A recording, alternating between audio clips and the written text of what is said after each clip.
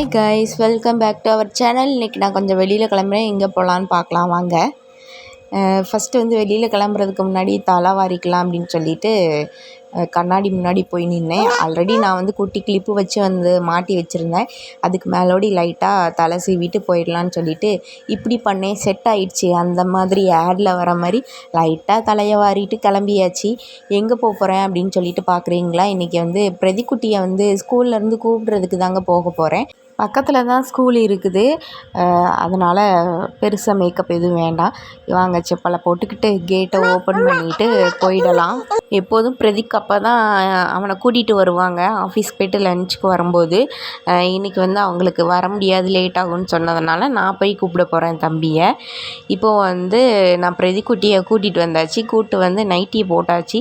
ஒரு நைட்டியை போட்டால் தாங்க பெண்ணாகவே உணர முடியுது. இன்றைக்கி வந்து நாங்கள் வந்து பூஜை ரூமை எப்படி க்ளீன் பண்ணி எப்படி சாமிக்கெல்லாம் அலங்காரம் பண்ணுறேன்னு சொல்லிட்டு தான் உங்களுக்கு காமிக்க போகிறேன்.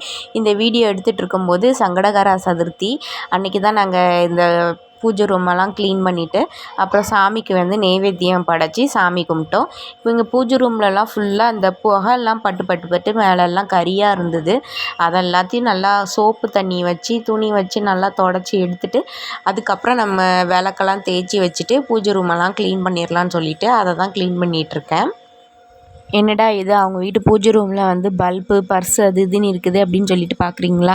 இதெல்லாம் எங்கள் குழந்தைங்களுக்கு பயந்து ஒளிச்சு வச்சதுங்க. ஆமாங்க, அதெல்லாம் எடுத்து போட்டு உடச்சிருவானுங்க. மேலே செல்ஃப்லேயும் வச்சாலும் சில நேரத்துக்கு கிடைக்காது. பூஜை ரூமில் வச்சுட்டா நம்ம பார்க்குற நேரம்லாம் நம்ம கண்ணில் படும். டக்குன்னு நம்ம தேவைப்படுற நேரம் எடுத்துக்கலாம். அதனால் அந்த இடத்துல வச்சுருக்கோம். இப்போ வந்து சரி ஓகே நம்ம வேறு இடம் மாற்றி வச்சிடலான்னு சொல்லிட்டு க்ளீன் பண்ணும்போது அதெல்லாம் எடுத்து மாற்றி வச்சுட்டேன்.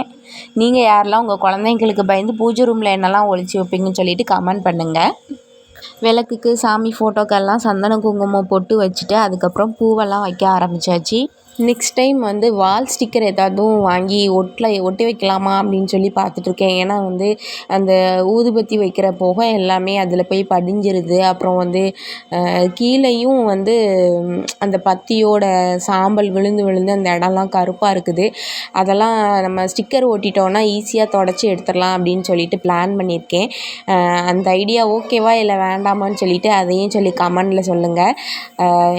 ஓகேன்னு சொல்லிட்டா ஸ்டிக்கர் வாங்கி ஒட்டிடலாம். இப்போ பூஜை ரூமில் அலங்காரம் எல்லாம் முடிஞ்சிடுச்சு. விளக்கேற்றியாச்சு. விளக்கேற்றி ஊதுபத்தியெல்லாம் ஏற்றி வச்சு சாமி கும்பிட ஆரம்பித்தாச்சு. நெய்வேத்தியமாக வந்து வாழைப்பழமும் அப்புறம் வந்து கொஞ்சம் வந்து மோதகமும் அம்மா செஞ்சுருந்தாங்க. ஏன்னா இது சங்கடகர சதுர்த்தி அன்னைக்கு எடுத்த வீடியோ. அதனால் பிள்ளையாருக்கு வந்து மோதகம் படைக்கணும் அப்படின்னு சொல்லிட்டு அம்மா அன்னைக்கு செஞ்சுருந்தாங்க. ரொம்பவே என்ன சொல்கிறது, பார்க்குறதுக்கே கண் நிறைவாக இருந்துச்சு சாமியெல்லாம் பார்க்குறதுக்கு.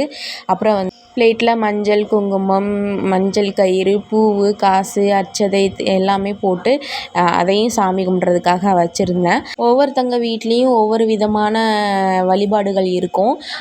எங்கள் வீட்டில் நாங்கள் இப்படி தான் சாமி கும்பிடுவோம். ஒரு சிலவங்க வீட்டில் ரொம்ப சிம்பிளாக தான் வச்சுருப்பாங்க. இல்லை ஒரு சிலவங்க வீட்டிலலாம் ரொம்ப கிராண்டாக எல்லாமே பொருட்கள்லாம் வச்சு சாமி கும்பிடுவாங்க. எங்களால் முடிஞ்சது இது தான். அப்புறம் இந்த பிளாஸ்டிக் பாட்டிலில் வந்து என்னடா பூஜை ரூமில் இந்த பிளாஸ்டிக் பாட்டில் இந்த பொண்ணு வச்சுருக்கு அப்படின்னு சொல்லிட்டு பார்க்குறீங்களா? இது வந்து என்னென்னா திருச்செந்தூரோட கடல் தீர்த்தம் தாங்க.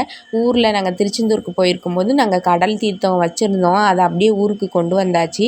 இப்போ நாங்கள் வந்து நல்ல நாள் அன்னைக்கெல்லாம் வந்து வீடு துடைக்கும் போதெல்லாம் நல்லா வீடு துடைச்சிட்டு இந்த கடல் தீர்த்தத்தை வீடு ஃபுல்லாக தெளித்து விடுவோம். அப்புறம் வந்து எங்களுக்குமே நாங்கள் தலையில் கொஞ்சம் எடுத்து வச்சுக்குவோம் இந்த கடல் தீர்த்தத்தை.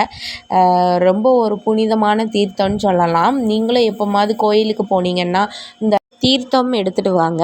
அப்புறம் நம்ம வீடியோ பிடிச்சிருந்தா ஒரு லைக் பண்ணுங்கள், ஷேர் பண்ணுங்கள், மறக்காமல் சப்ஸ்கிரைப் பண்ணுங்கள். அப்போ தான் நான் போடுற எல்லா வீடியோவோட நோட்டிஃபிகேஷன் உங்களுக்கு வரும். ஈஸியாக பார்க்கலாம். தேங்க்யூ.